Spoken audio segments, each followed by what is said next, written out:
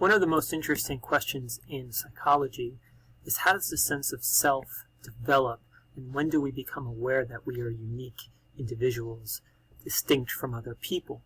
But before we get to that, let's just make sure that we understand the vocabulary connected to Module 48.5. I've color-coded it for you. In the purplish blue color, there's the idea of self-concept. So I want to make clear that self-concept is distinct from self-awareness.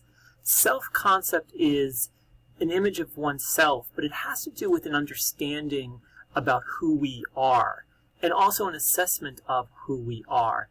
And what's important is that we think that this really starts to solidify by the age of 12. We start having an understanding of our talents, the things we're not so good at, and we start developing an idea of a self-concept. So again, it's more than just self-awareness. Self-esteem is literally how we feel about ourselves, or who we think we are. Now, in this kind of greenish color, at the mint green color at the very bottom, self-awareness. Self-awareness actually is the beginning of understanding that I am a unique self, distinct from other people, right? That I am me. So when does this develop? It's thought to develop between 15 and 18 months. And how do we measure this? How do we come to understand this? Since many babies can't articulate this. There's something called the Rouge Test.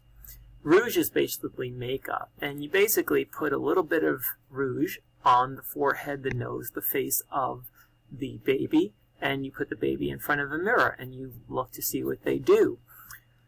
When babies become self-aware, when they have a sense of themselves as distinct individuals, they have a sense of they are a self, they tend to actually touch their face to figure out what's on their face.